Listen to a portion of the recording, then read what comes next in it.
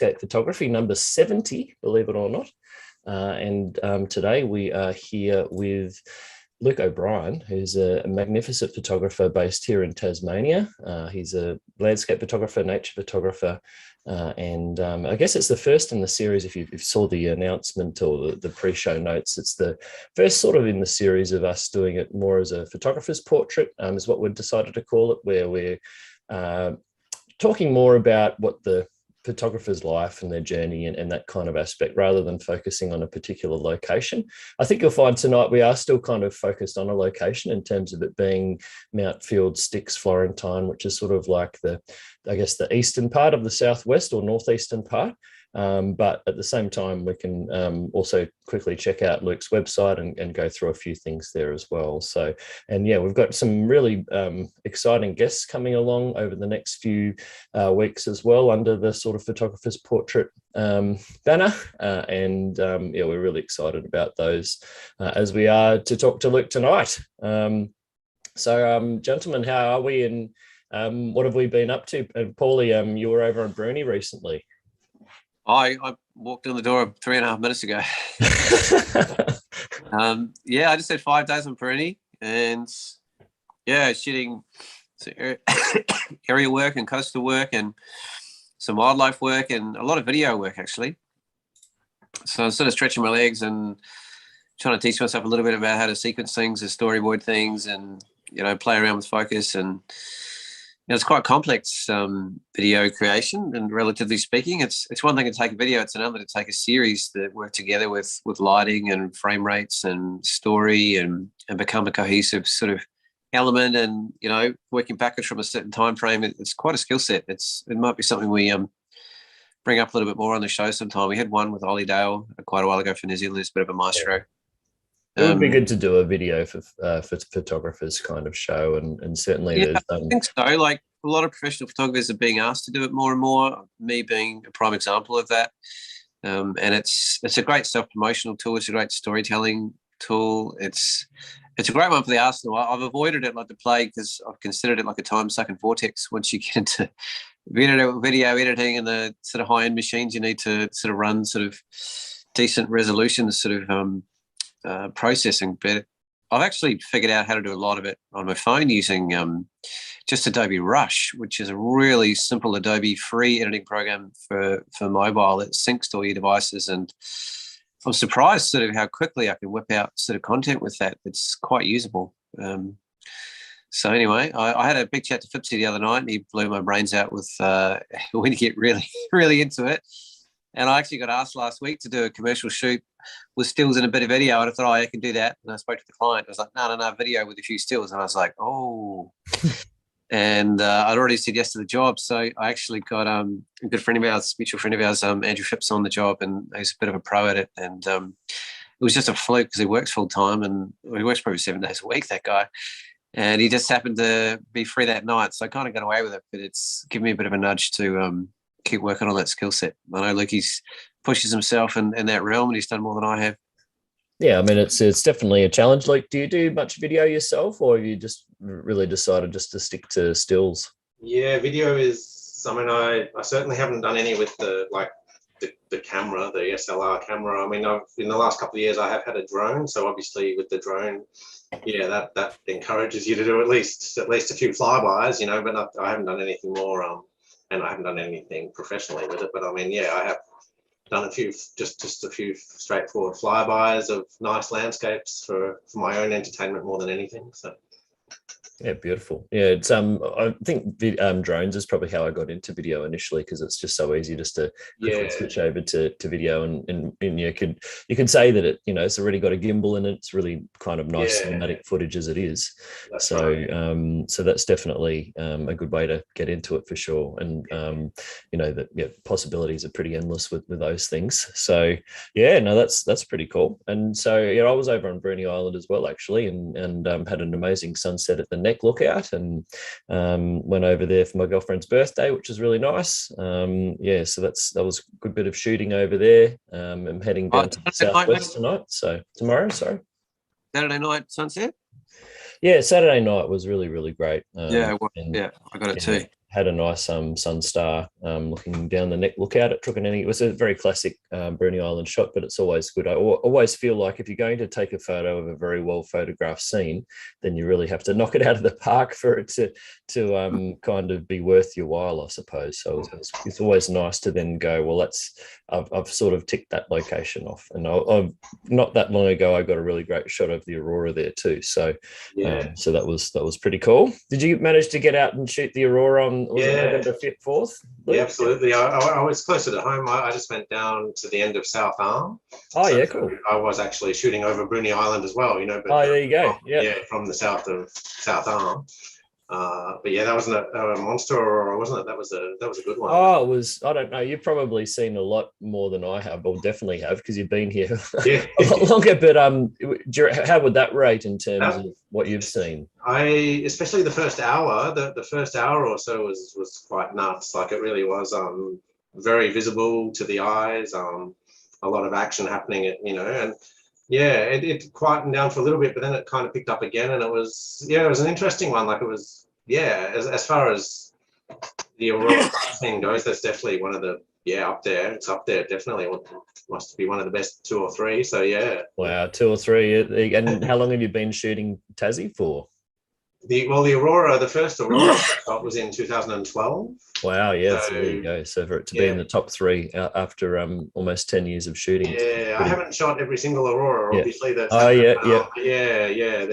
There's the one that stands out was a massive one in 2015. Yeah, so I hear about that one from a lot of people. Yeah, so I think that's the one that that everything else is measured from. Yeah, I think so. So this one, this one compares pretty well to that. Yeah. The one in October went all night, like even at about 3 or 4 in the morning when I packed it in, it was sort of still going, and I thought, wow. Yeah. But yeah. And so were you originally from Tassie, or you moved over more recently, or you mentioned 2012, so you've been there a while, obviously. Yeah, no, I've come from Melbourne, so I'm originally from Melbourne. I grew up in Melbourne. I did school and uni in Melbourne. Moved down here when I was sort of in my late 20s, I guess, close to 30. So yeah, I've been here 15 odd years now, 15, 16 years. Was it right at the beginning then, Luke? Sorry? I must admit you're pretty close to the beginning then. I guess so. Yeah, I mean, gosh, Paul, it's actually been a pretty long time since we've caught up, isn't it? It's been quite a that's partly what I was looking forward to tonight. Yeah. We used to spend a bit of time together. What was it that sort of inspired you to come down to Tassie? Was it the nature, photography, work? Yeah. I mean, there's 2 sides to it, because my family, my mum and my brother moved down here, a good 10 years before I did. Ah, right. So that was sort of the initial touch, I mean, I got, obviously I was visiting quite regularly to see family. Yeah.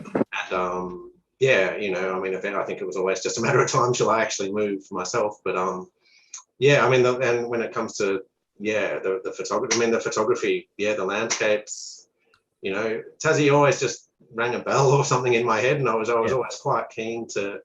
I was always keen to come back, and I remember every time I went back to Melbourne after a bit of time here, I was always, I don't know, I just felt completely sort of refreshed or reinvigorated or something. So something about Tassie just really rang a bell, and I was it was always just a matter of time, I think, till I you were hooked, and then you finally made the move once the stars aligned, I guess. That's right. I mean, the particular, that last job I had while I was in Melbourne, when that sort of finished, it wasn't even a tough decision. I was like, yep, let's go. What sort of background did you have before photography, if you don't mind me asking? Well, photography's always been, it grew out of a hobby. Like, photography hasn't actually been a profession. So, I mean, I always enjoyed snapping away, probably from when I was in high school. Never anything technical or scientific about it. It was just snapping, pointing and shooting. And, I did an arts degree at uni. So I sort of studied Japanese. Yeah. I studied sort of geography and environmental science. Yep. I did 2 majors in my arts degree, and I've sort of that has actually set me up for what I do now, because my wife is from Japan. I don't know if you've met her, Luke. I haven't met her. No. Yeah, Paul knows Midori, but So I mean, my wife's from Japan. I lived in Japan for a while. Cool.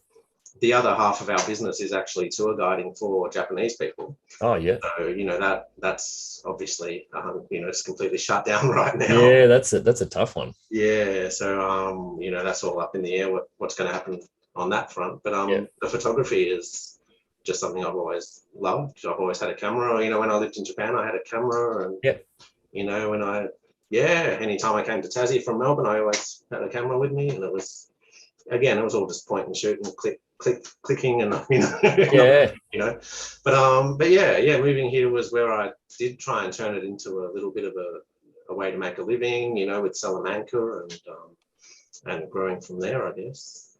Oh, cool. So, and so, yeah, 15 years at the market, that's a very long time to be being involved with that. I was a little surprised to, you know, when you asked when you did the calculations. To actually think about it, go, geez, yeah, that's and I think you know, it's one of those things where, you know, having a presence at the market like that does create a lot of awareness, I suppose, and I'm sure that there's a lot of other photographers out there that went. You know, Salamanca is very well visited when people come down, so more than likely have come across yourself, maybe not even realizing it or what have you. But yeah, can you, like, it was the market kind of, you got into that because you just really keen to you know, pass on some of the work that you were creating, or was there, I mean, it was obviously, I mean, the market's, you know, as far as selling art or selling photography goes, I mean, a market is quite an easy first step. You know, you can find a local market wherever you are, and I mean, Salamanca just happens to be a really good one. Like, it's fantastic, isn't it? Yeah. So, but I mean, yeah, it was just me. You know, I mean, I enjoyed my photography.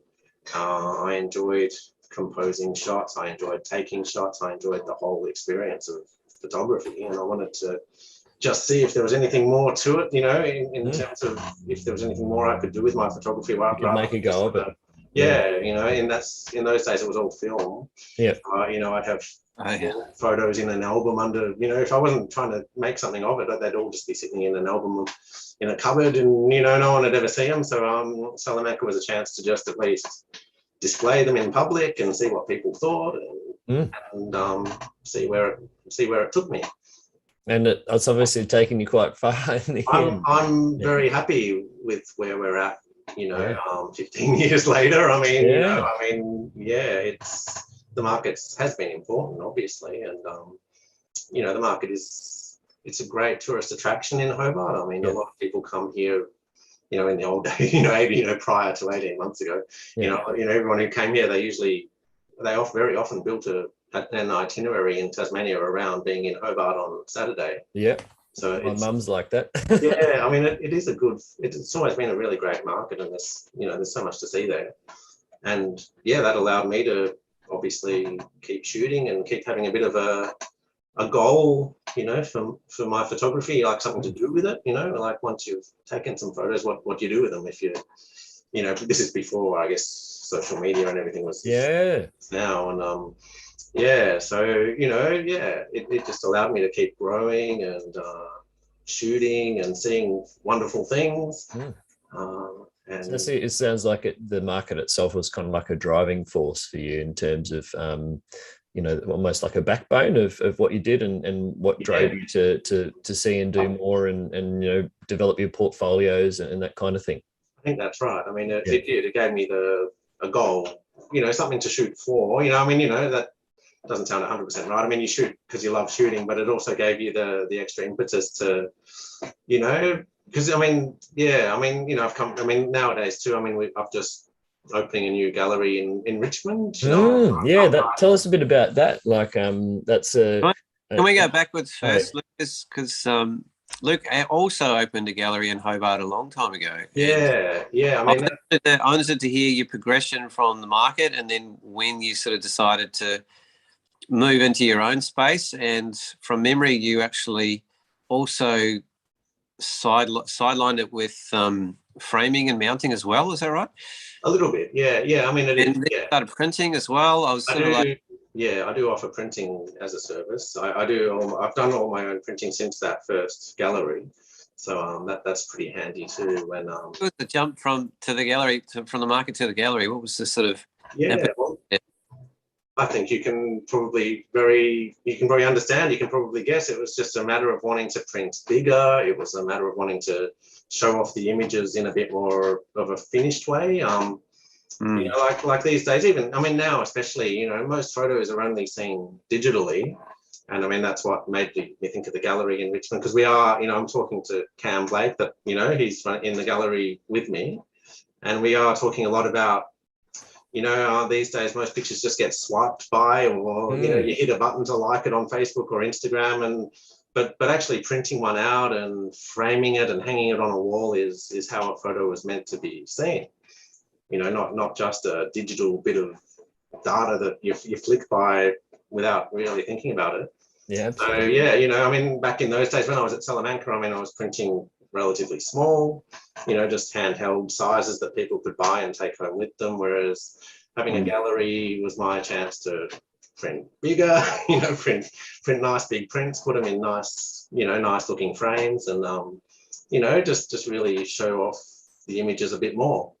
And so that was a natural progression from, and I mean, and having said that, I'm still at the market, so obviously I'm still comfortable with, you know, just printing relatively small sizes and having, I mean, with the market, it's great for interactions. You know, you do meet a lot of people, so you're chatting away with lots and lots of people. Obviously, I'm showing my work.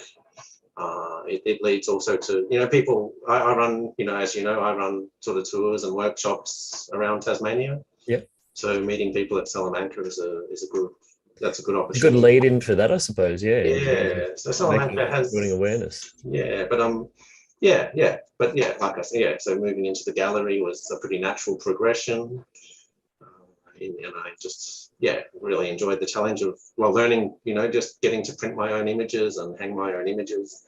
And it was during the gallery years that I first started running tours and workshops. So yeah, must have been a busy time then with the market and the gallery. Or did you stop the market when you had the gallery, or you did both? Or we probably went less. Yeah, I think we went a lot less while we had the gallery. Yeah, but didn't completely stop going. But we went. I think just from memory, yeah, I think we did go a lot less. I guess it's one of those things with the market. My understanding is if you don't go enough, then they'll go, well, you know, we should really give that space, or you know, give a better spot to somebody else. And so you sort of beholden to go as much as you can. Is that accurate? So, I mean, yes and no. Then again, everything's sort of pre-COVID and post-COVID. Yeah. So, like pre-COVID, they did want you to trade pretty regularly. I'm in what they call the casual pool. Yeah. So I'm not actually obligated to trade every single week, but okay. As a casual, you are still expected to trade, you know, quite frequently. I mean, this is again before COVID. Now they are being very understanding. You know, the council's being very flexible with, like, you know, I haven't actually traded much in the last 3 or 4 months. You know, just with border shutdowns and sort of general winter weather. You know, I haven't really traded a lot lately, but I am hoping to get back into it, I guess, in the next few weeks. So yeah, cool. Yeah, it's hard when it's so wet and rainy too, and I think they're saying it's going to be a wet and rainy summer as well. So that's not necessarily the best news for the markets. I heard that too. I was like, boo. Yeah, La Nina. Well, I think it's great for the bush, but yeah, it's not so good for doing any activities or anything like that. Yeah, well, yeah, it is. Could be inconvenient. I'm wondering if it's going to affect the weather. I don't know. If you look, obviously have a long understanding of weather in Tassie as well. Is it with a pattern like this, you're going to get a lot more still days? Like we just had this amazing 4 days with like no wind, and it's so rare. And I'm like, the only times I remember getting that is with these kind of easterly patterns where things just still down and get a little bit drizzly. Is that something we expect more of, you think, this summer? Like less wind, more still days, or with these sort of more easterly sort of patterns, which was where the wet's coming from? I'm just trying to wrap my head around La Nina again. Yeah, I'm not exactly sure. I mean, La Nina, does mean sort of cooler and wetter, doesn't it? And I don't know, if it's going to be easterly or the normal westerly weather, but it does. I can't even remember really the last La Nina, the last sort of significant. I mean, my head myself. Was like, We had a lot of El Ninos in a row. Yeah. And everything was just so dry, and people Yeah, talking about drought all the time, and it was because there probably was drought. But now it's a very, very different scenario, and Tassie's looking very green, and there's not really that many blades of brown grass around, whereas other years it's almost like a dust bowl this time of year. So it's a big difference. Yeah, it is really nice driving around at the moment and seeing green hills as opposed to sort of bare brown and yellow sort of grassland. Yeah, exactly. So, and it's good for photographers, I suppose, in terms of going into the rainforest and the bush. And I remember doing a lot of bushwalks when it's been quite dry and all the moss sort of dries up, and it just doesn't look anywhere near as attractive as it does over winter. That's exactly right. Yeah.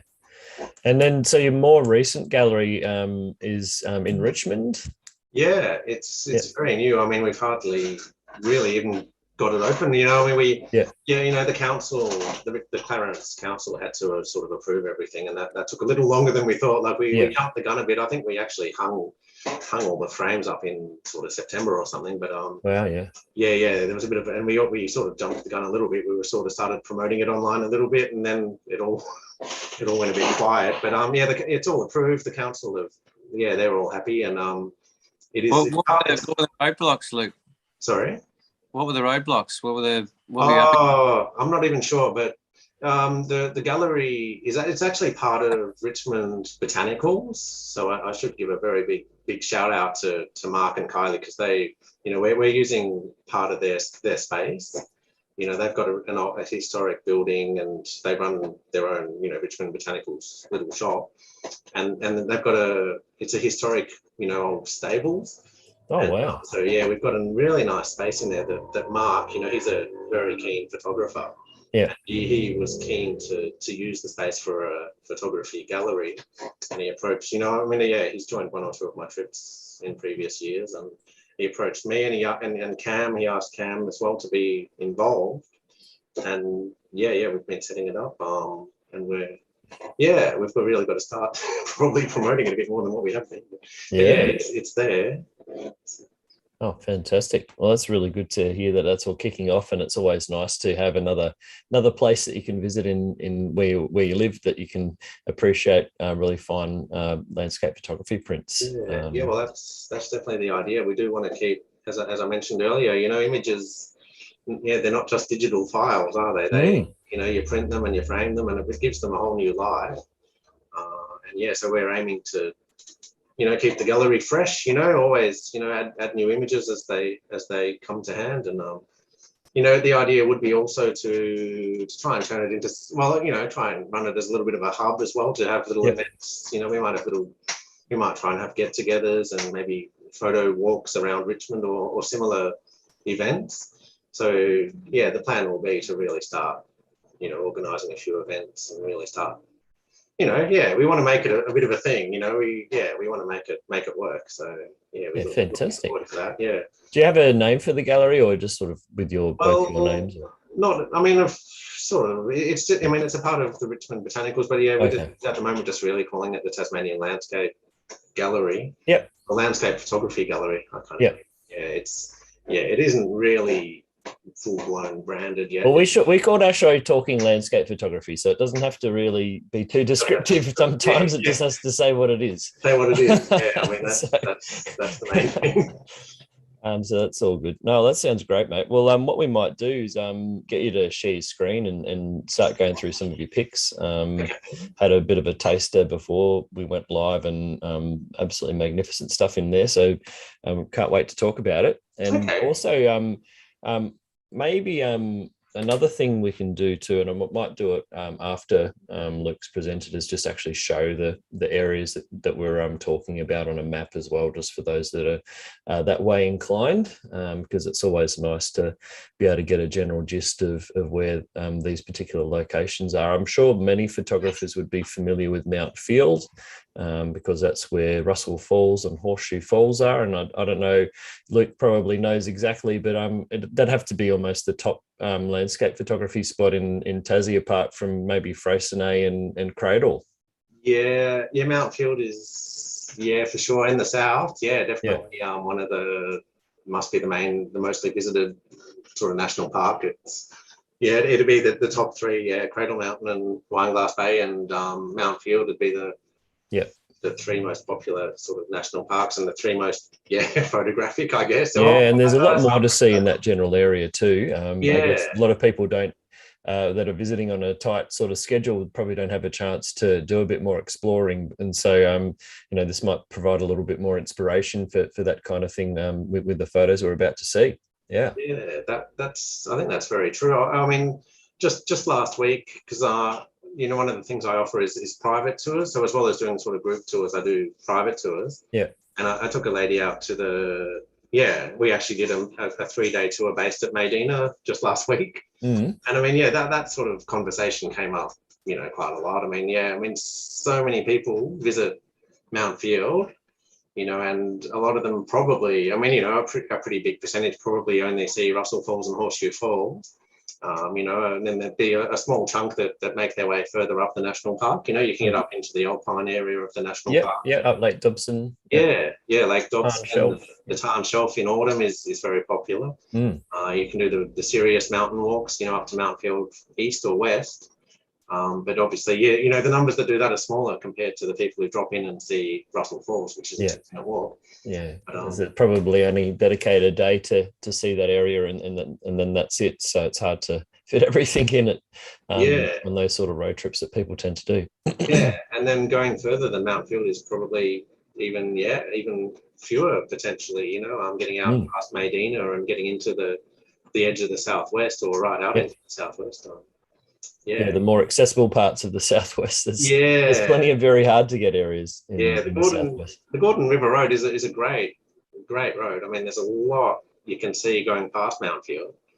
So heading out into the Styx Valley and the Florentine sort of forests and Lake Pedder and Lake Gordon and all that. There's heaps to see out there. So it's a little bit under sort of, when you compare it, I mean, it is just as spectacular, maybe if not more so, than your Cradle Mountains and but it's just not anywhere near as visited. So there's probably it has less infrastructure, and that must be the reason it hasn't really exploded with people, isn't it? And I guess the area is a bit more potentially without one central focus, like Cradle Mountain is Cradle Mountain. You drive to Dove Lake and you see Cradle Mountain, and that's a big goal, for a lot of people, isn't it?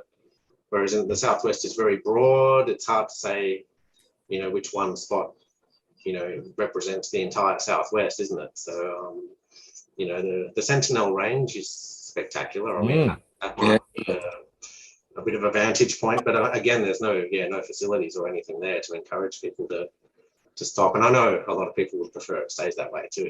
Oh, absolutely. Yeah. There's a couple aspects to, making sure that areas aren't over trafficked, but also the safety impacts being so remote and not much reception. But there's a lot of gems in that particular region that are relatively accessible.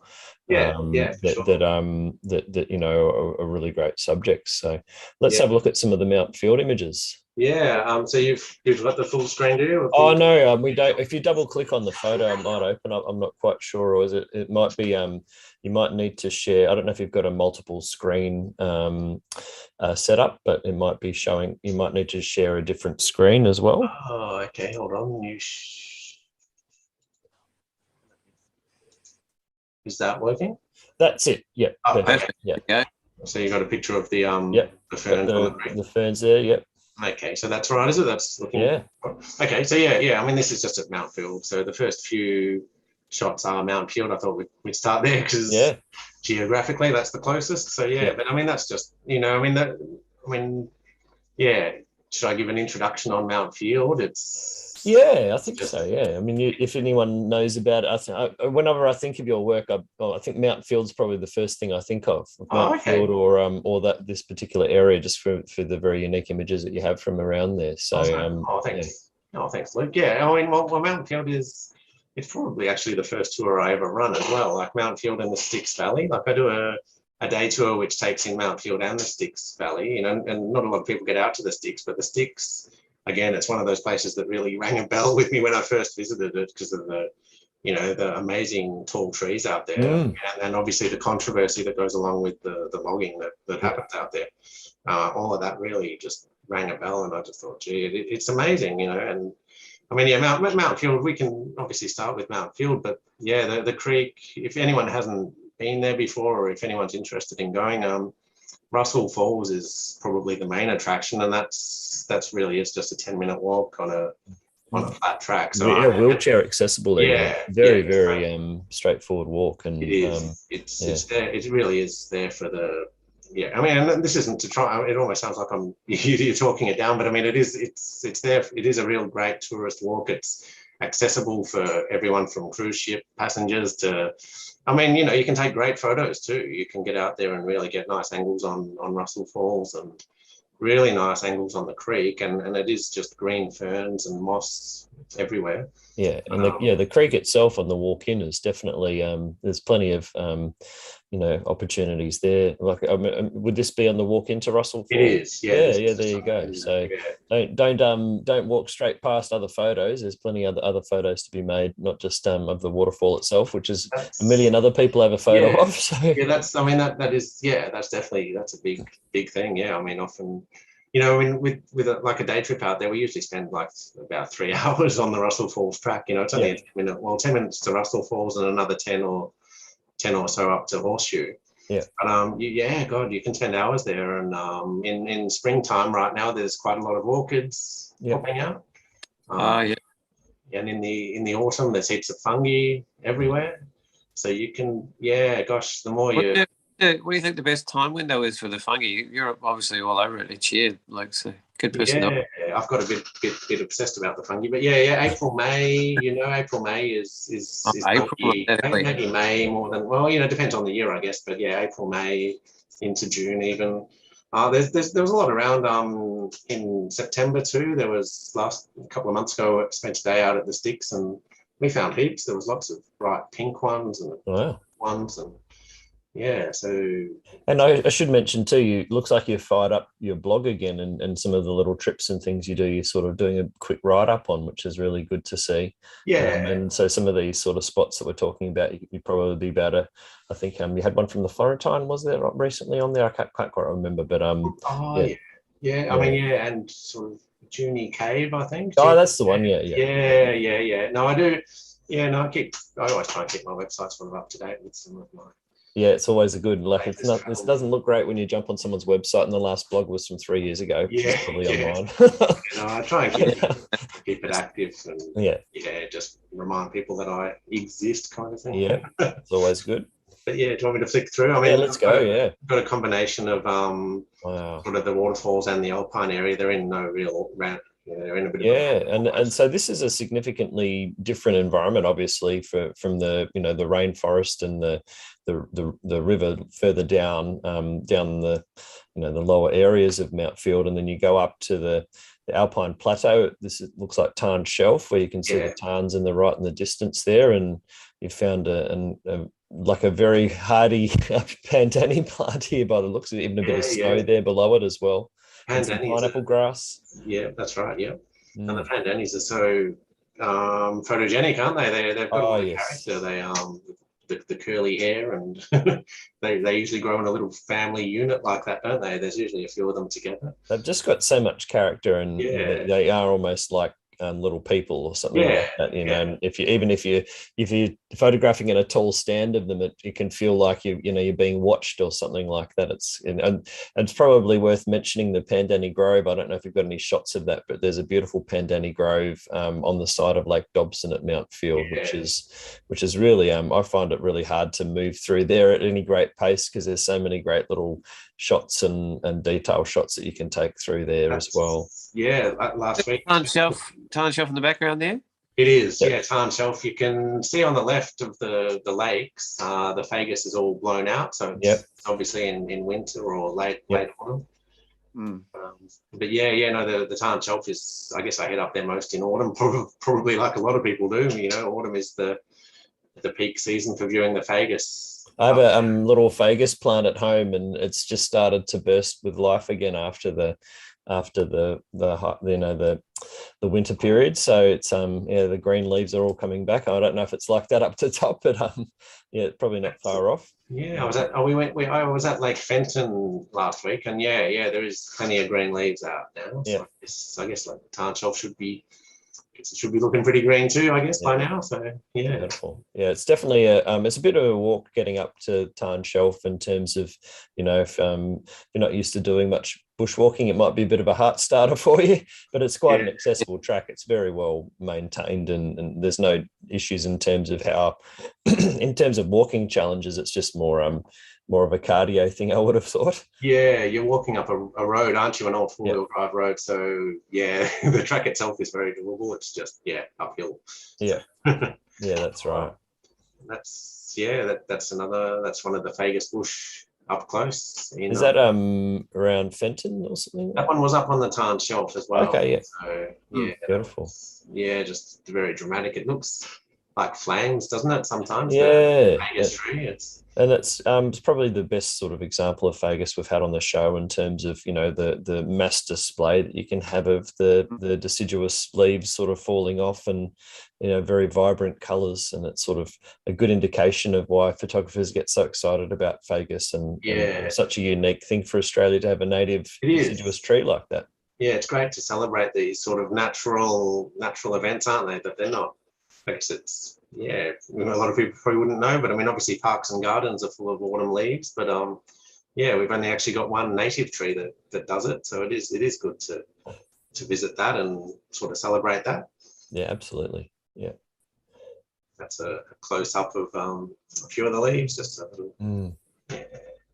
It's always hard too to work out where you actually put the focal point with these sort of shots, isn't it? Because it's going to have a shallow depth of field, but it's like what's the point at which it's going to have the most impact or make the most sense, I suppose. Yeah, it is. It's a bit of fun, isn't it? The macro shots of the leaves. I like to use quite a shallow depth of field, and just pick a spot where a few of the edges come into focus, and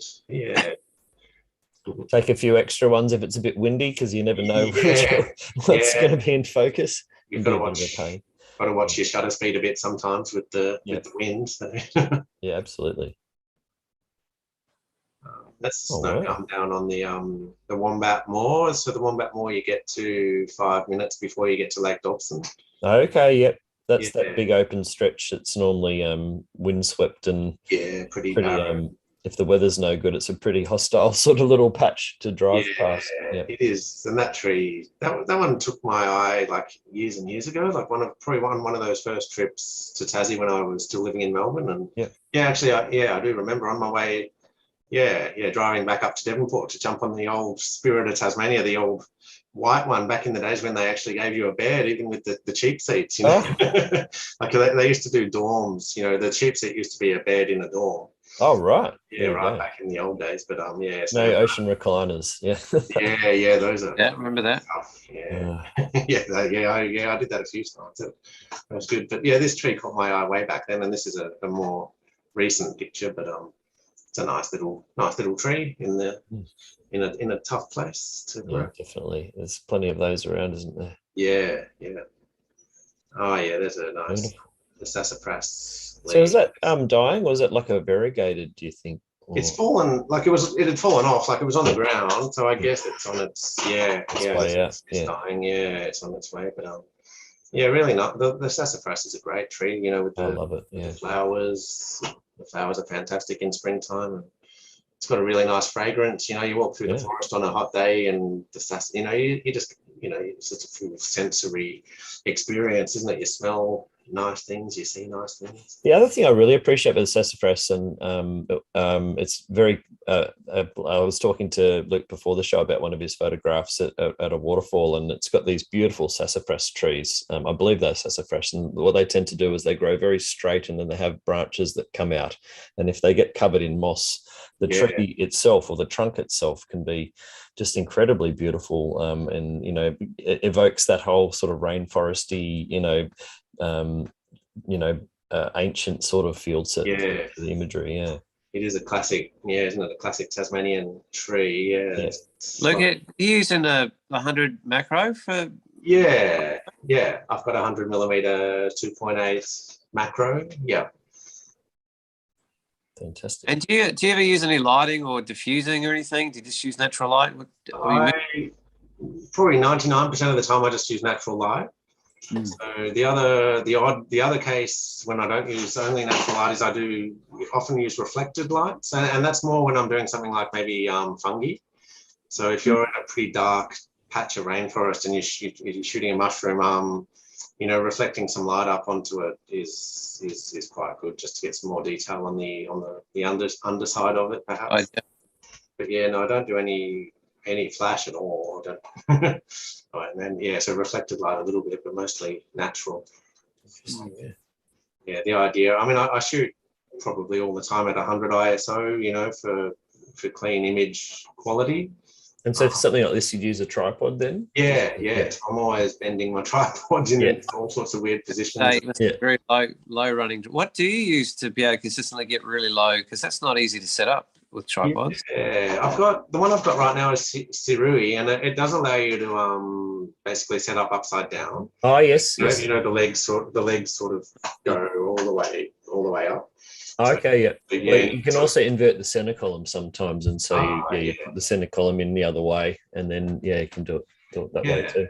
And that allows you to get just sort of eyeball to eyeball with a mushroom on the ground or something, and you've got to learn how to use your camera upside down, so all your buttons are in a different position when it's hanging upside down. But some cameras are smart too, and they know it's upside down, so it actually flips it around, which is quite handy. But the buttons don't change. So the buttons don't change. Yeah, your screen, my screen does flip around, so you can oh, there you go. That's handy. You can see what you're seeing. Yeah. But and I'm used to it now. But you do need to know where you. What system are you using, Luke? I've got the Pentax. I've got the Pentax K1.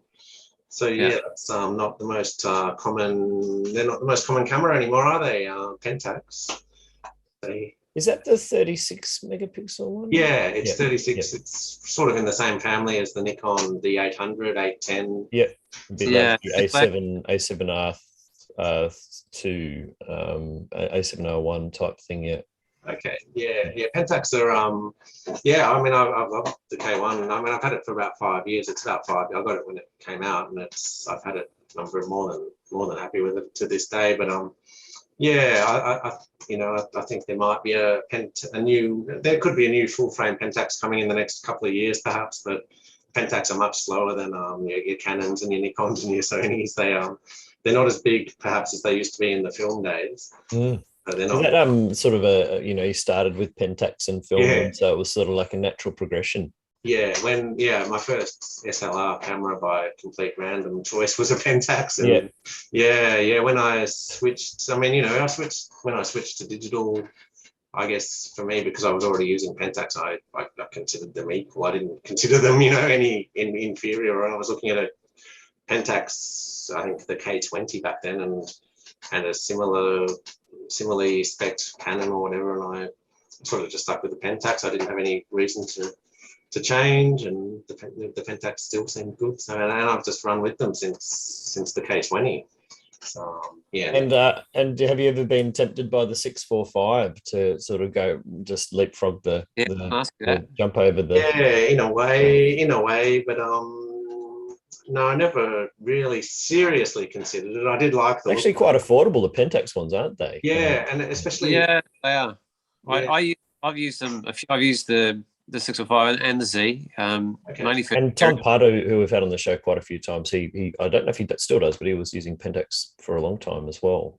He's destroyed most of his, but and Ignacio Palacios has been using that system for a long time as well. Yeah, it's kind of like the one of the more affordable ways to move into medium format photography, basically on the market. And they got a reasonable range of lenses, and relative to something like Phase One or something, it's way more affordable. But again, you're sort of starting from scratch, so that you can't just pull your lenses over. I don't think you've got to buy a new system.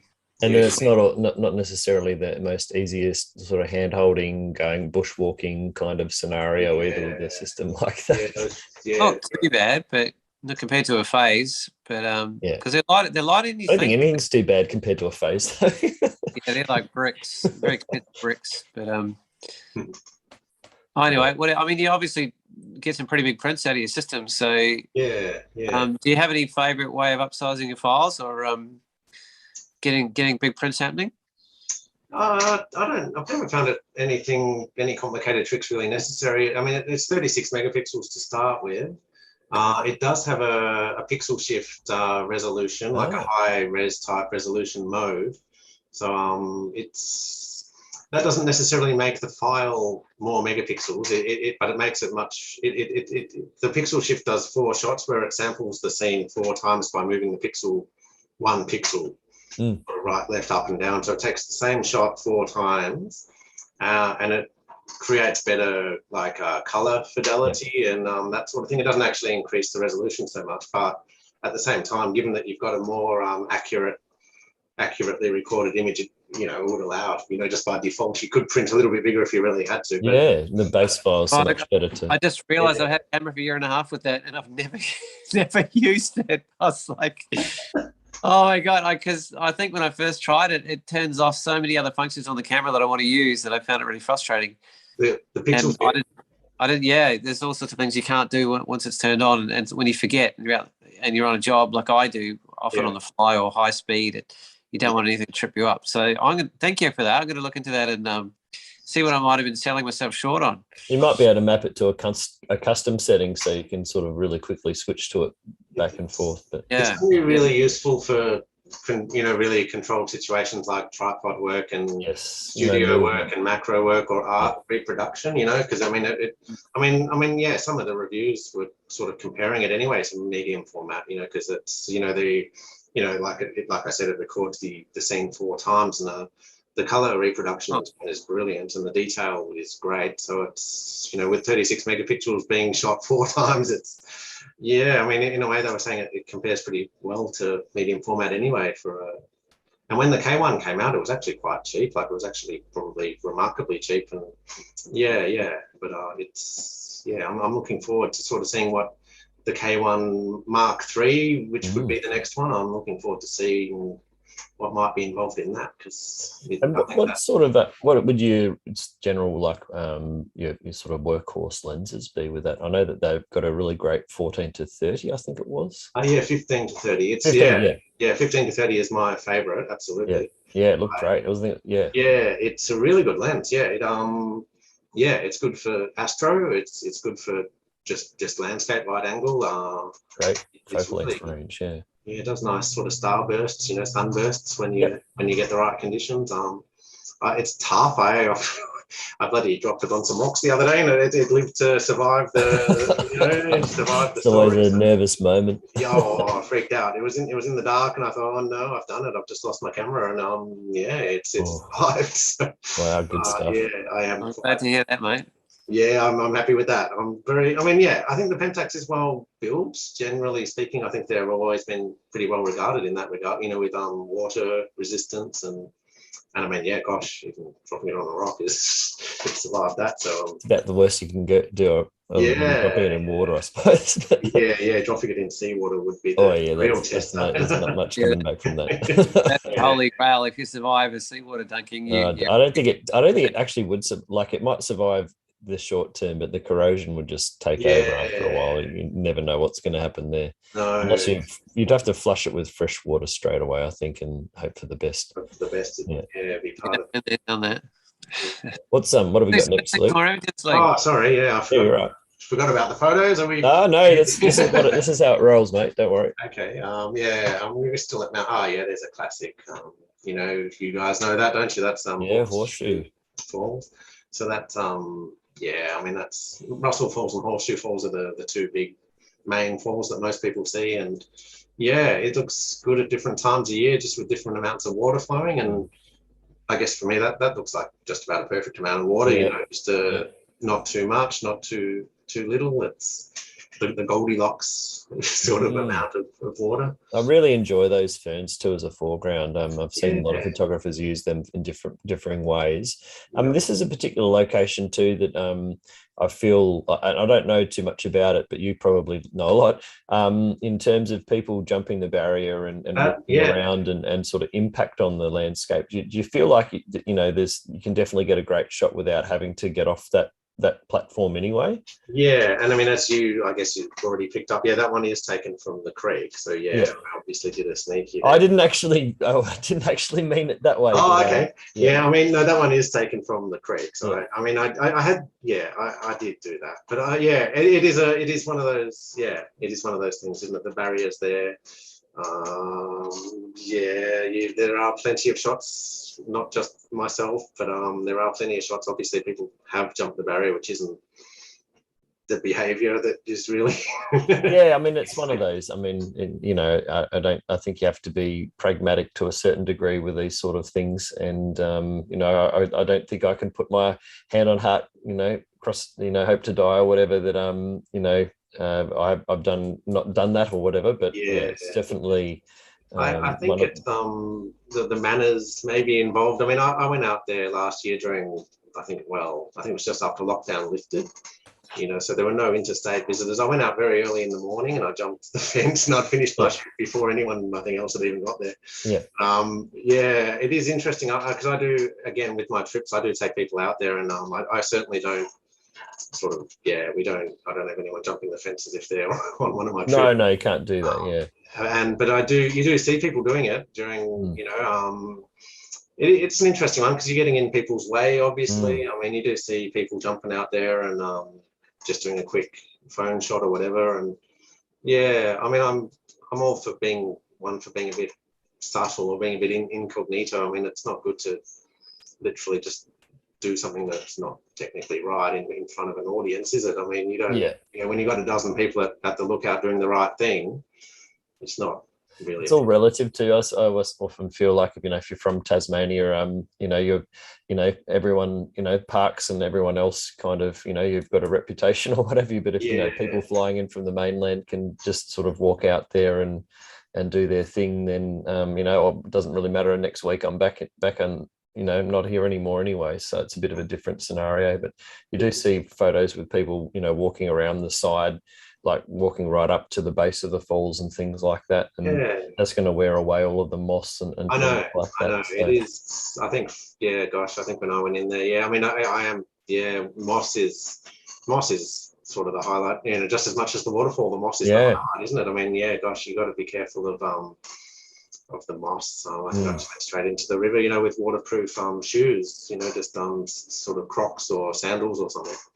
So just so you're not really, there's very little impact if you're standing in the water like that, of course. It's always being mindful of, you know, what, you know, you want to leave no trace, and sometimes that's very, very hard to do, no matter how hard you try. So it is. It's just, I guess, you know, this location is probably one of those ones that really strikes me as being one of those locations that, you know, it's very easy for the impact of photographers to become obvious or not damaging the particular scene. Yes. No, you're very right. And that's, you know, obviously you guys have no secret falls in Hobart. I mean, that's quite incredible just to have seen how that's changed over the last few years, mostly probably due to social media, you know, people really just falling in love with the waterfall through photos online and, you know, beating a line to go and get their own shot of it. And that's quite remarkable how that track is now just compacted mud and it's about 1 meter wide, and, you know. It's changed so much, and I think they almost going to have to be forced to put some infrastructure in there just to manage that and the erosion. And, you know, there used to be beautiful tree ferns there, and people have used them to support themselves when they're climbing down. I think they've probably pulled it over. So I wouldn't be surprised if a couple more of them are about to sort of tip in. You know, the walkway is just eating away at the landscape. John, keep going. Yes, let's go. You've got to watch the beautiful shot there. It's just it's just an interesting one. Okay, so I think I've got a few Fagus ones in a row here, so I could probably skip through them as we already covered the Fagus a little bit, didn't we? But Mist is always a favourite. Misty's Oh, beautiful. the tarn shelf is Sort of see it's on the start of the turn there, isn't it? There's still a bit of green in amongst the... Yeah, just getting going. Yeah. A panorama. But yeah, no, misty days like that. I mean, that was a perfect day from my point of view. Just misty, just on top of the mountains. You can still make out the top of the mountains a little bit. And yeah, just a really great day up there. I think it was just quite still, really, too. Really perfect conditions. Yeah, and another close-up. The close-ups of the Vegas are very entertaining, aren't they? That's something I do spend a bit of time on every autumn. So. And also hunting down the elusive red leaves as well. Yeah, the red is the prize, isn't it? Yeah. Oh, I haven't seen them for a while. Yeah. I have to get pretty lucky. Sometimes I think it's just like there's a little, one branch has got something wrong with it, and that's why it turns red. Well, then I guess, I've heard that it can be red en masse, but I don't know if that's like a unicorn thing or if it actually happens. I think it might have even almost been the first year we moved here. There was Mount Field, the area, they call it the Woodland Walk. Oh, yes. Yeah. And yeah, that area there has Vegas all over the rocks, the rock scree. Yeah, I think it was about the first year we moved here. That was brilliant red. Wow. I haven't seen it like that since. I got a bunch of, I think I was even shooting that on film. Oh. Yeah. So I've got a whole lot of red from that year. And I haven't seen it the same since. So I don't know. I don't know the rhyme or reason with the which particular Vegas has turned red or not. But yeah, I think there's another. My understanding is, if obviously the yellow has to, it goes through the process, and at some point the leaf gets very susceptible to coming off, and it always just gets blown off before it gets a chance to go to red. So maybe it's just like you just have to have this really calm period for several weeks with no snow or anything like that, just to allow all of the leaves to stay on so that they can get to the red color before you hear about it getting to yellow, and then a big wind comes through, and then all of a sudden there's nothing left. Gone. Yeah, I mean it's very fickle, isn't it? So yeah, that time of year you got to ask nature not to even sneeze. Yeah, autumn can be either or, can't it? You can have those beautiful still days, or you can have just can be terrible. Wind and rain. So there's Russell. Oh, there's the classic. Yeah, from sort of creek level. Yeah. What's your technique of dealing with constant waterfall spray? Oh gosh, there almost is no real technique, is there? You've got to avoid it. once it hits, it's very hard to. The place is notorious for just streaming you with spray, so you got like half a minute before your lens is covered, and everyone's got technique. So I was just curious if you had one. Well, Russell, I rub it sort of repeatedly, sort of just circular motion repeatedly. Well, probably well beyond, just when it's actually gone, but. Shoot quickly. Often I carry an umbrella. You can have an umbrella there, and you sort of cover the front of the camera while you're preparing to shoot. Lift up your umbrella and hit go. Yeah. Umbrella down again. I mean that sort of thing is. I mean that's all right on a track like Russell Falls. I mean it's not necessarily something you're going to do on a 6-day hike, but. But yeah, that might be the only one, I guess, that maybe get some help from an umbrella. If you take a whole bunch of shots as well of the same thing, then if you do have an annoying water spot somewhere, you can just use the other shots to blend it in as well. Yeah, you could do. Yeah, I might have done a bit of that. That's the next best option too. Yeah, definitely. So that's Russell. I think that looks like we're out of Mount Field now. This is in the Styx Valley all of a sudden. So just so stunning. And those are big trees, aren't they? In the Styx, like they're some of the tallest flowering plants in the world, really, aren't they? Yeah, I mean, the Eucalyptus regnans is. They are the tallest flowering in the world.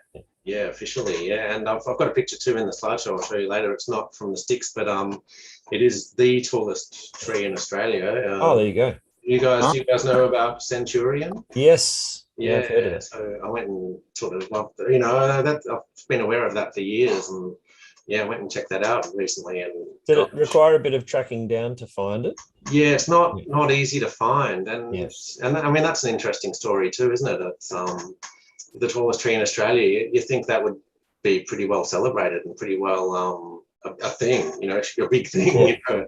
But it's buried away in it's like a forestry coup, isn't it? Yeah. They cut around it and they got burnt or something, and they're lucky it even survived. And I'll show you the picture in a little bit. But there was a tree right beside it that's 85 meters high, you know, and that's not. I mean, 85 is huge, and it looks small compared to Centurion. And that died. That is dead. You know, that's gone. You know, I mean, which is so. I mean, gosh, with pure luck that Centurion survived, and so this, So, but the big trees are a pretty fascinating part of Tassie, aren't they? And trees in the mist too. It's sort of hard to go wrong, isn't it? And this is a drone shot, if you haven't sort of surmised. But you know, getting up sort of into the mist a little bit, so that you're shooting. You know, you got the layers of sort of trees and hills in the background, and beautiful, morning mist. And you know, winter time. I mean, the last couple of years. I've been out in the sticks a few times in the winter in these misty conditions with the little flying camera that's, you know, part of my arsenal now. So Which drone do you have, Luke? I've got the Mavic Pro 2. Oh, beautiful. That's a goodie. Pardon?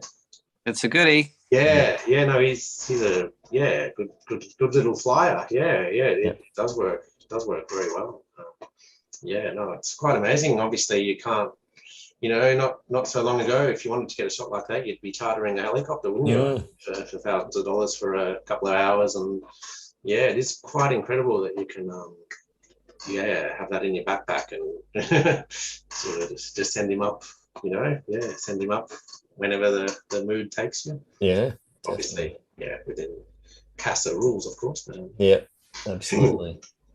So and there's more of the sticks with the morning mist. It's pretty much one of my it must be one of my favourite subjects. I think the misty forests. You know, you definitely pick that up in your portfolio too, and you do it so well. That's nice. I mean, the sticks too. I mean, it is special, isn't it? I mean, these trees are just giant.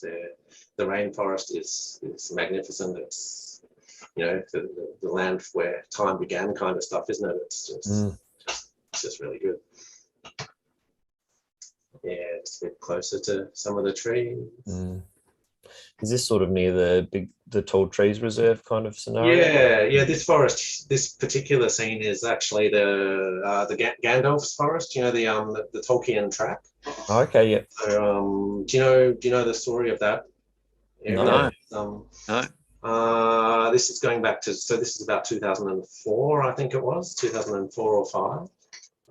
This forest was actually scheduled for logging, and this is Greenpeace actually got involved. Greenpeace and the Wilderness Society actually set up camp in one of those trees, and I think they were camped there for about 5 or 6 months, and it did actually lead to the forest being, you know, preserved. The logging was stopped, but it was one of those. It was one of those places. My wife and I visited here while we still lived in Melbourne before we'd moved here. We actually did one of our trips to Tassie. We did actually make the time to come out and see it while the tree sit was in place, and it was. I mean, it was quite amazing. Just, you know, it's mind blowing stuff. And you know, what these guys do, and you know, getting up there, and you know, just the physical, you know, the process of even living up a tree. Oh, isn't it?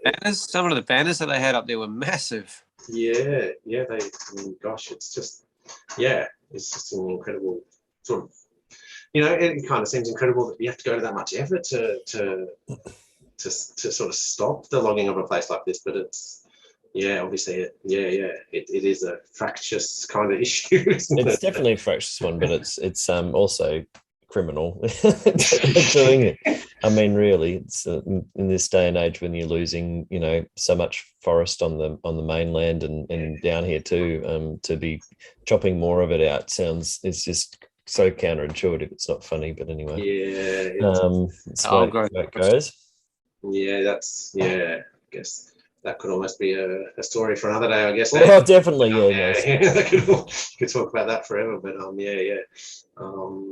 that one's taken from the ground, so that's a different part of the forest. I don't even actually know exactly which part of the forest that is, but still the Styx with the snowy range behind it.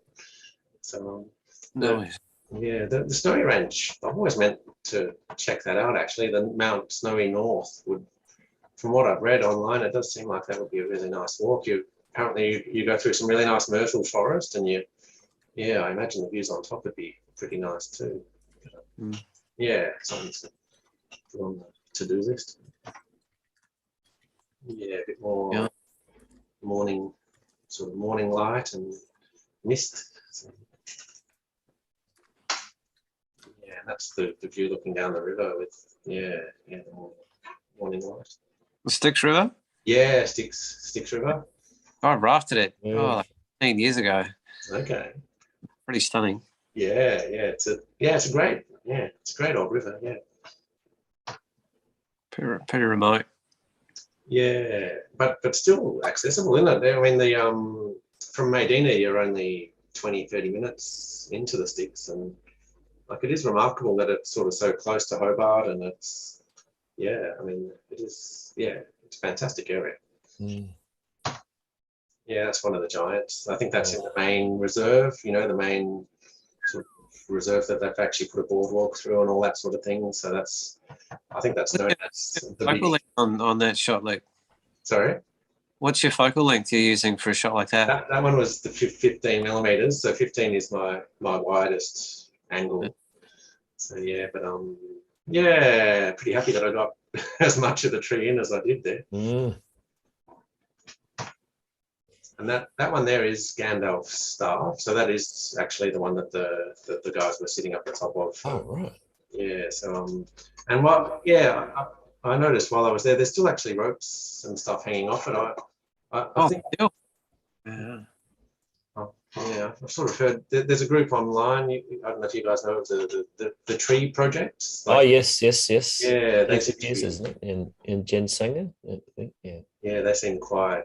I mean, they're pretty serious advocates for looking after the big trees, and I'm guessing maybe they've left some ropes there from some climbs. I think they'd be fantastic guests actually to have on at some time. I know that Steve does some incredible photography where he actually photographs the tree in stages and then stitches it all together, so you have an actual portrait of the tree, which is quite remarkable. I wouldn't be surprised. It might even be Gandalf that they've done a really nice there's one of the Styx giants they've done. It could be Gandalf. They've done a really nice vertical panorama with all the mists in the back, and fantastic. And that's beautiful. So well seen, sort of filling that negative space there with the leaves as well. Just the forest environment, isn't it? I think this one here is Centurion, so I just stuck that in. It's not in the Styx, but I just thought I'd stick it in to share the image. But that one on the left is Centurion, and you can see the one beside it.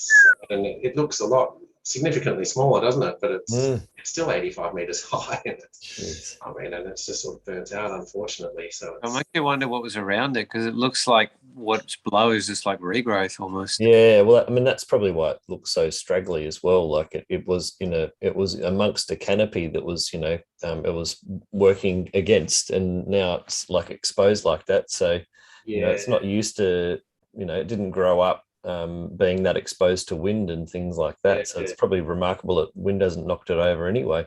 It is. I mean, I guess it is. Because I think they only they with the forestry, I think the tree is a like a registered tree or whatever, a special tree, and so they'll just they know that they need to leave that, but anything else is fair game. So I think I guess if you do talk to the tree guys, they'll know better. But I think there is a policy where they don't log anything that's.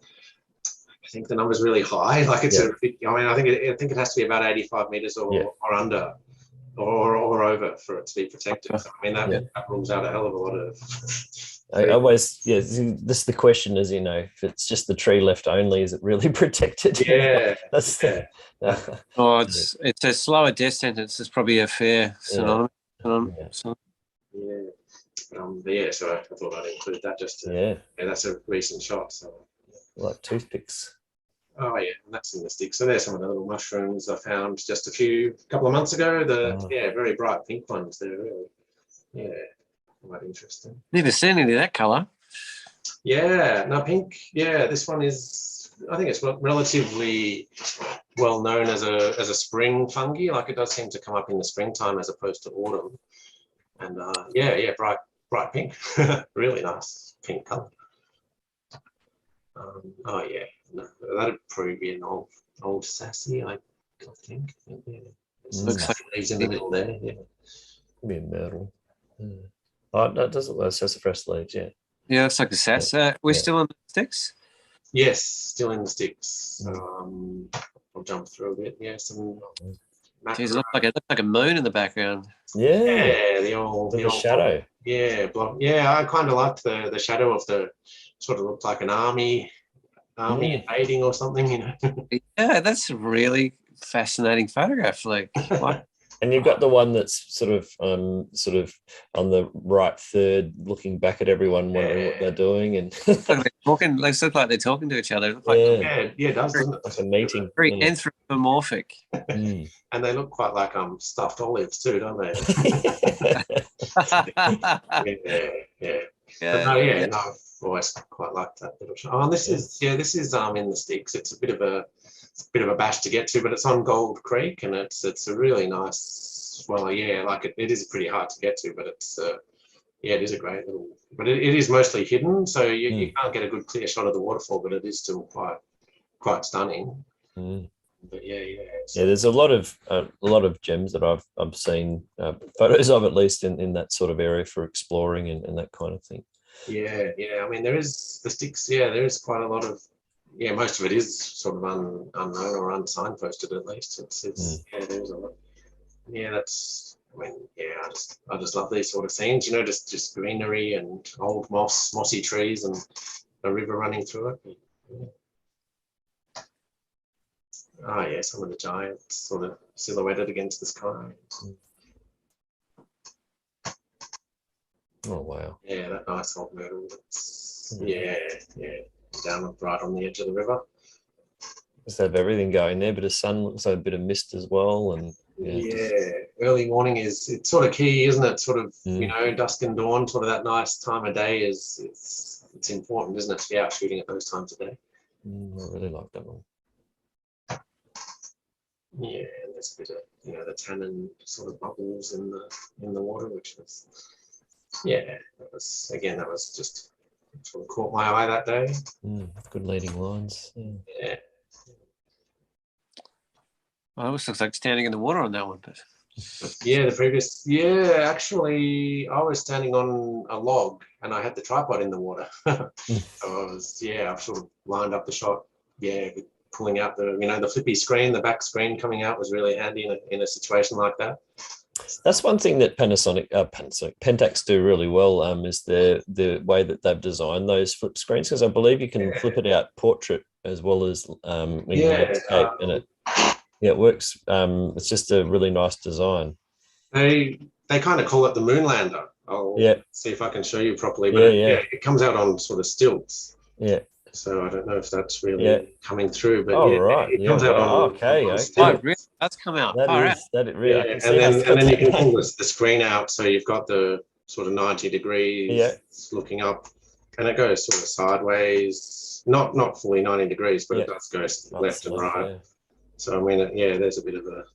Like it is, they call it the Moonlander, which is kind of quite unique. And that's pretty bulletproof too. Like I mean, gosh, again, I've had it for 5 or 6 years since it came out, and it's gone everywhere. It's got rained on. It's caught some. They designed it well. Yeah, they definitely have. Yeah.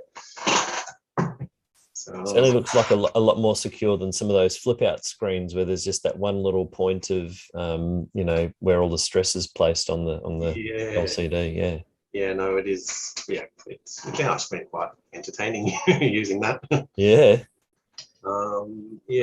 Sticks again. I mean, most of these shots are sort of foresty detailed shots. So this is the sticks on nice ferns.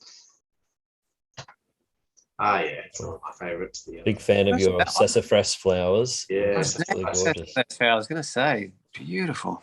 Yeah, yeah, they're very attractive flowers, and you can get that's sort of like more of a pinky one, isn't it? Or you Yeah, can get yeah. that sort of colour.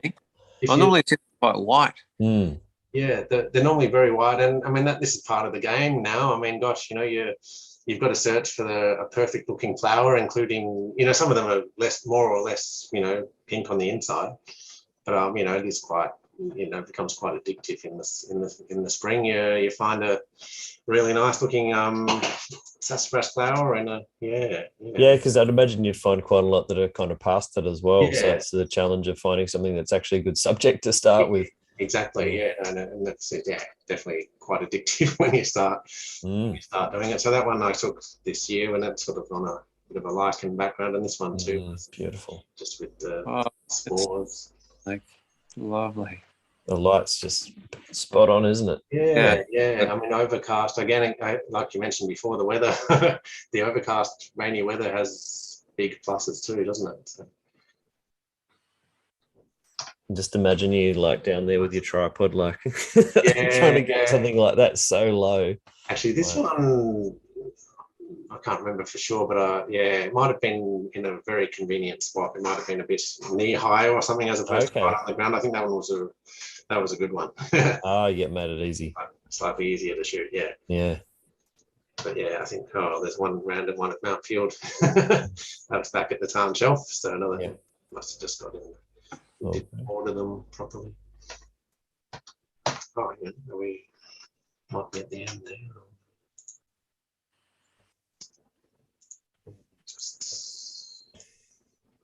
It looks like your camera's moved. Has it? I'm sure it was facing the other direction before. Oh, you picked it up before to show the cool. Yeah, I was going to say, it was like spooky camera. Have you still got my images or not? Have I? No, they're not there at the moment. Might just need to reshare to that. Yeah, I just share the screen. Okay. How's that? Perfect. That's good. Oh, Yep. Look at that. It's caked up top. Is that the snowies up there? What are we looking at? So we're across the road now. We're in the Florentine Valley. So that's actually looking into Mount Field National Park. Mount Field East. I think that's actually west. Mount Field. Yeah, towards the west, but it's I can't remember the name of it. The Florence Florentine Crag and all that.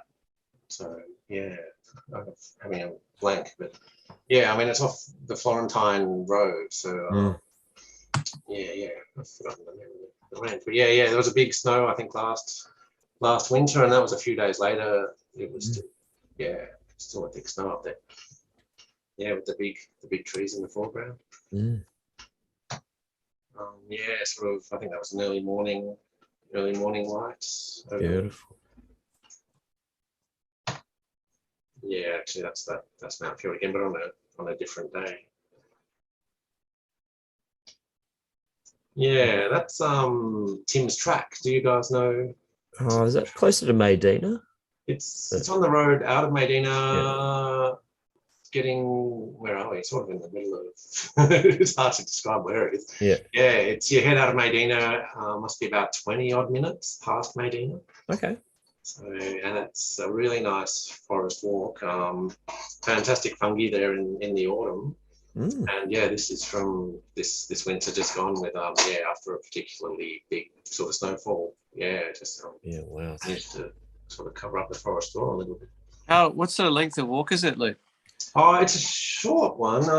That bit like the creepy crawly one, it'd be a bit longer than the old creepy crawlies. 5 or 10 minutes, isn't it? Yeah. This one, there's a big tree called Twisted Sister. Oh yeah. And that's a big old obliqua, I think Eucalyptus obliqua. And so the loop walk takes you past. Well, I think the goal is to get to that tree, and I think it's probably 20 odd minutes. Oh, is it the same Twisted? Is it the Twisted Sister track? Yeah. Okay. It's on. Yeah, Tim's Track is the old track that actually connects all the way through to Lake Rona and all that. Oh, really? Wow. Cornvale takes you down to the Florentine River and across and beyond. But So Twisted Sister is that's the part of the Twisted Sister walk. Yeah. Beautiful. Yeah, the spring leaves just taken last week. Yeah, it's quite a feature, isn't it? Like it's not it's obviously not flowers, but you really do notice it in bringing the color. Light up and change color, and from a distance it looks a little bit like flowers, isn't it? Yeah, so that's the new growth. myrtle, not the Fagus cunninghamii. In there. That's probably one of the most prolific rainforest species in Tassie. That's right, and it is quite an impressive show. I mean, obviously, the Fagus is massive in autumn. Everyone loves the Fagus. The spring leaves on the myrtles are pretty damn impressive, mate. They sure are, yeah. So some of them that we saw last week they looked like Christmas trees. They looked like they were covered in tinsel. They were quite orangey red. It was really quite impressive, actually. Oh yeah, there's a red. Yeah, right. Wow. I mean, you'd think it was Vegas almost, wouldn't you? Yeah. I don't know if I've seen them quite that red. What an offset with the greens behind it. And the same. You definitely got the Christmassy vibes going. Yeah, it is, isn't it? Yeah. Like Christmas holly. Yeah. So this is a really good short, sort of medium walk. This is just up the Needles. Have you guys? I've never done it, actually, believe it or not. I feel silly admitting that, but yeah, I know it's good. I've been on the East Coast, but not these Needles. Okay. Yeah, no, the Needles are, I think it's only a good maybe hour and a half each way. It's not a long walk by any means, but it's actually some really impressive views, for such a short walk. I mean, you get the view out to the Thumbs and all the way, into the Wild Rivers sort of national park. The forest in the foreground. Stunning. And it really is quite sort of rugged up there for a short walk. And I guess it's quite the trailhead's very accessible, being on Gordon River Road, and then it's just a better trudging up the hill, really, isn't it? Yeah, and obviously it got burnt out, a few years ago, but it's it is coming. Well, it seems like all the button grass and all that is coming back fairly well. I haven't been up there recently, like since the fires, but I think was it last year there was a beautiful Christmas bells or something coming out. The Blandfordia, or there's a whole bunch of flowers because of the fires. It was actually quite a beautiful wildflower display. So it might be worth keeping an eye out for. Yeah, I hadn't heard about that. So that could be good. Sort of the grass plains down on the road there. Just that's sort of everyone's sort of first view into the southwest when you head down that road. So. That's very, very nice though, getting underneath and doing the silhouette thing. And button grass is definitely one of those sort of distinctive parts of Tassie flora. So it's supposed to represent it like that. Definitely, it's quite prolific in that valley. So it is. Is this post fires? Because there wasn't much for a while. This is actually just last week. Oh right, there you go. Yeah. Update from the field. Yeah, this is. The button grass. It's all come back pretty nicely, hasn't it? Around that particular area, it's not really rainforest. It mostly is sort of button grass and tea tree and so on. So I guess fire isn't unnatural in that setting. But just a sort of closer view of the Thumbs from the road. But and that's the creek at Bruny Cave. So that was quite a nice, really nice amount of water going through. There's definitely some really special areas in around there well worth doing a bit of research and exploring. There is. And you can stay in Medina. The Giant's Table is great. We stayed there. What's it called? The Giant's Table. Oh right. So that's a really good place to base yourself. You could also stay all the way out at Lake Pedder too. There's a lodge out at Lake Pedder. Wilderness Lodge. The Giant's Table an area or a campsite or what?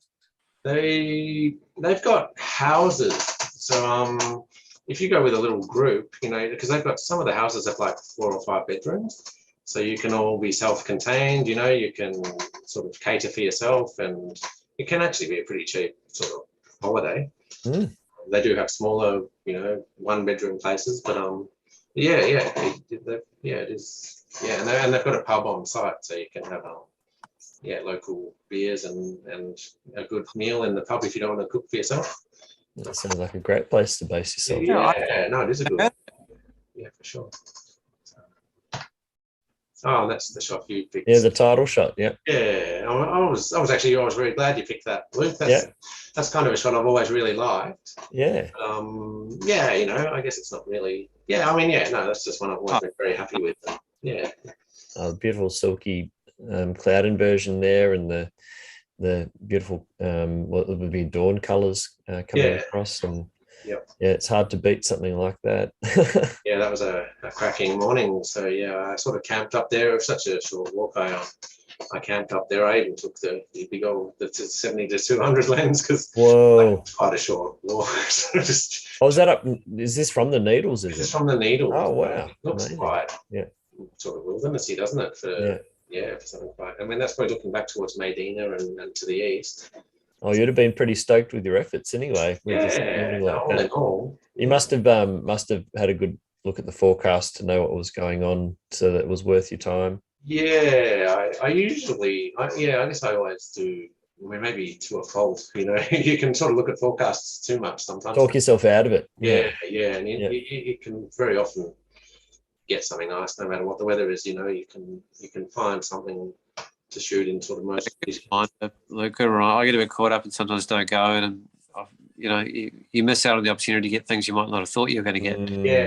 Yeah, exactly. Yeah. I think the only real reason not to go is from a safety perspective. If you know it's actually good point. You could get snowed in, or you know, it could actually be really life-threatening conditions, but which do happen. That's right. But generally most conditions are tolerable. Yeah, there's usually something you can do, and I mean, even if it is rather than broad, wide open landscapes, doing something more macro or something more closer in, you know, details in the forest, or you know, so there's usually something you can do. So I think what's becoming more popular in landscape photography is the dramatic, moody landscapes these days. I think people are getting a bit sick of seeing all of the beautiful sunrises and sunsets and things, and it's nice to have a bit of mood and drama. So it's another good incentive just to go anyway as well. That's right, isn't it? Yeah. So I got a few good shots that morning. Yeah. Oh, chick, you're not wrong. Wow. Well, that's always been a bit of a personal favourite too, that one. Where are you again? What are you on top of? This is the Needles. So it's still the Needles, yeah. Yeah, it's well worth it for a pretty easy night out. Yeah. And that I've been stretch for a while. Is that the Needles? This is looking at the Needles from across the road on Tim Shea. So Tim Shea, I think they've put a gate across it. I'm sure you can't drive up it at all. I'm guessing, I don't know, because there's a whole bunch of I don't know, I think it's there's some power, or there's a station up top, isn't there? So, infrastructure. Yeah, you certainly can't drive up there. I guess there's probably no reason you can't just walk up, but and I mean that's quite nice views too. Quite enjoyed that overnight stay too. Yeah, I think they had a bit of a long exposure filter on it too, just to get the morning mist actually moving, you know, across the forests. So. Yeah, it makes that a bit silkier and like it's been pulled away. Yeah, the fluid motion of the clouds is quite nice to catch it. Oh yeah, looks like we're back at the beginning. Back to the start. Well, thanks so much for showing us, you know, that beautiful portfolio from around that area. I thought what I might do is actually bring up your website and have a quick look at that, and also take a look at the a list or the map as well, just to show for reference purposes. I know it's meant to be more about the photographer tonight, but it's nice to at least have a reference of where the location was that we were sort of referring to. So I'll just take the share screen to here. There we go. So hopefully you can see a map here of Tassie. And so we are talking about this area here. And so it's actually not too far from Hobart. Also another good thing if you're based in Hobart to focus on an area like that, because it's, you know, still a reasonable drive, but it's nothing too major.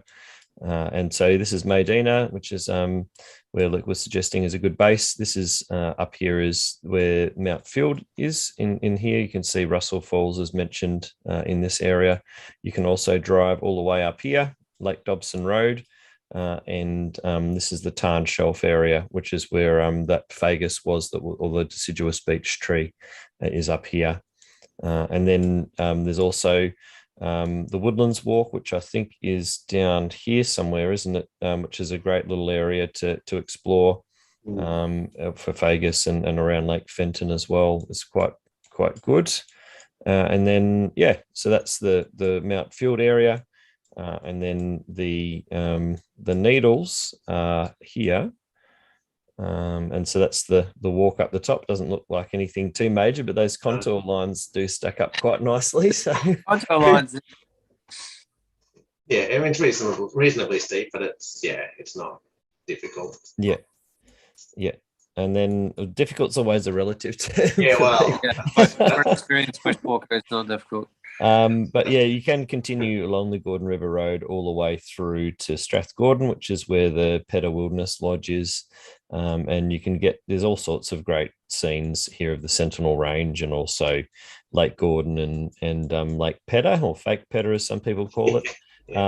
And also the Styx area is down in this area, isn't it? It's not probably road is So that's the Florentine Road joins up with the Styx Road, and then you can go all the way through. And I've never driven it, but you can actually keep going all the way through out to that way too. I don't know if there's much more to see through there, Luke, at all. But... Oh well, yeah. I mean, again, it's all basically you've got to sort of know where you're going, or just randomly look for things. But there's a lot of another tall tree reserve further down. It's sort of the Andromeda Reserve.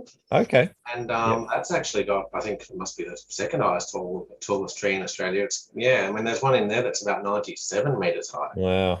And I haven't really, I mean, I know sort of roughly where it is, but I haven't really found my way right to it before. But I mean, there's quite a few, great little spots along that road.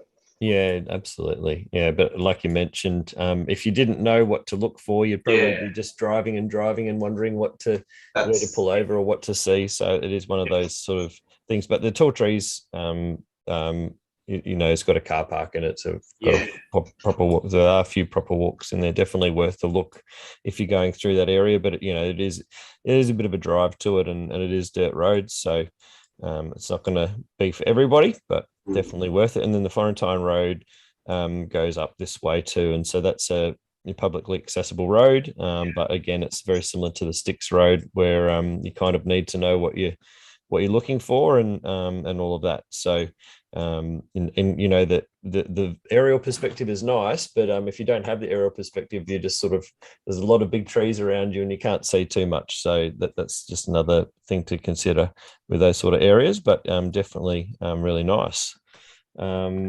So I'll just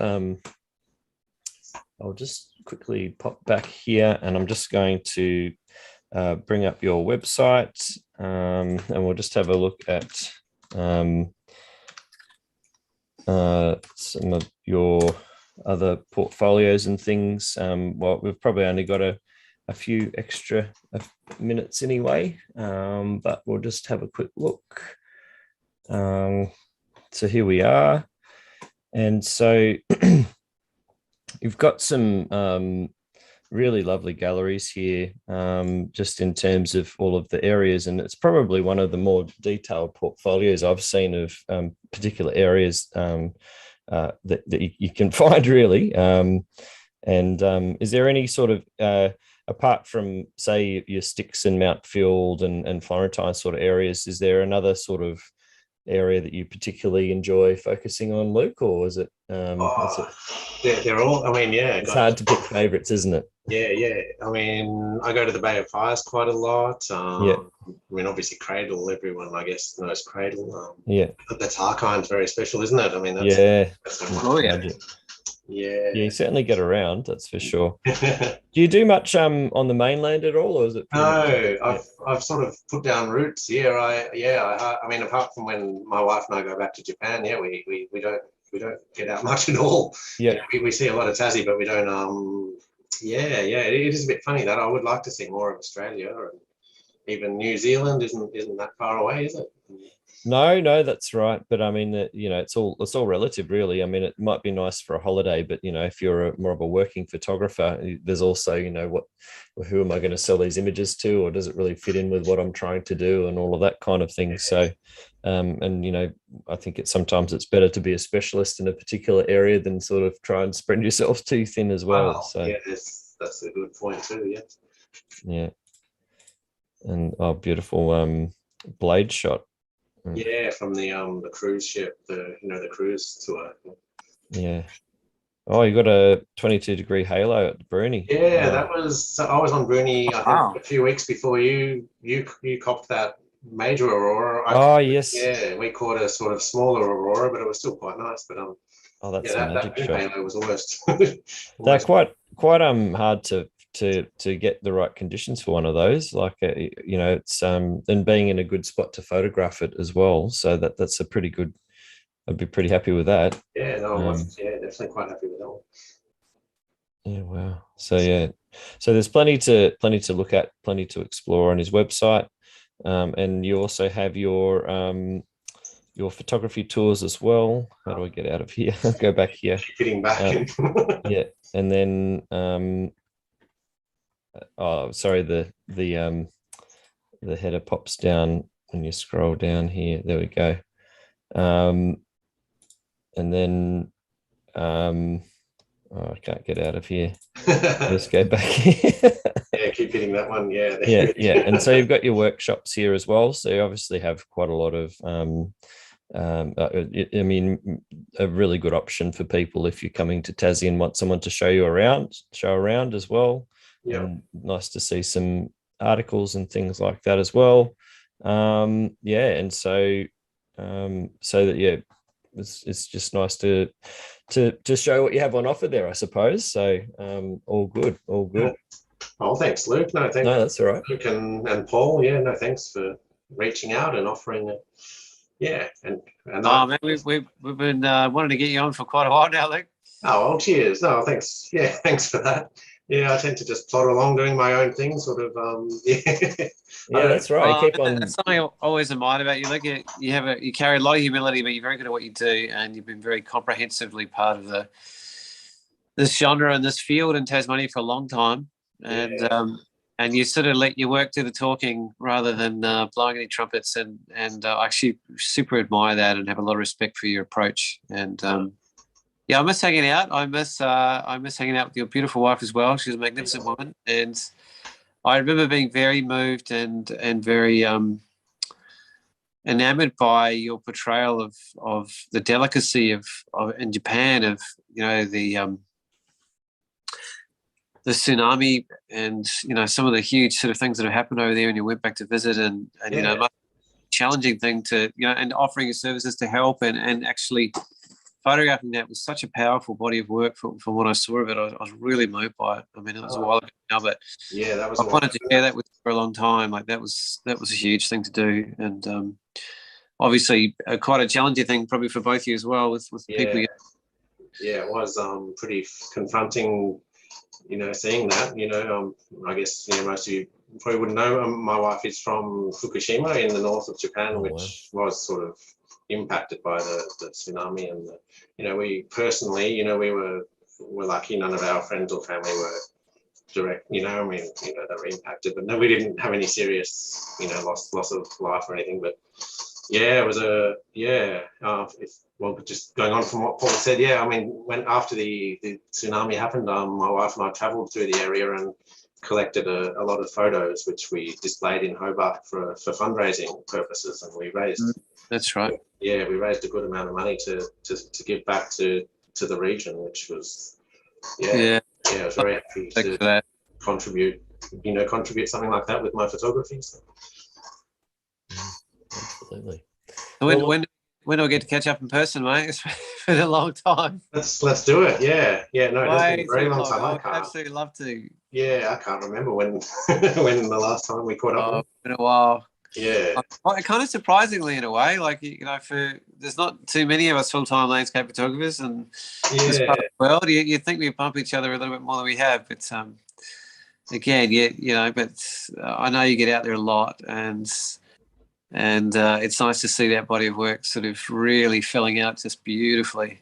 I've really enjoyed. I mean, it's as you know, obviously COVID has been a pretty amazing sort of just, you know, shut down and change in lifestyle. But you know, after the initial shock, I mean, as a photographer, I mean, gosh, you started to see the positives with you know, actually getting out and enjoying spending time in the bush and enjoying, like, a lot of the shots we just looked at are quite new. You know, I mean, you know, in the 18, well, prior to COVID, I was really almost too busy to actually get out and shoot a lot.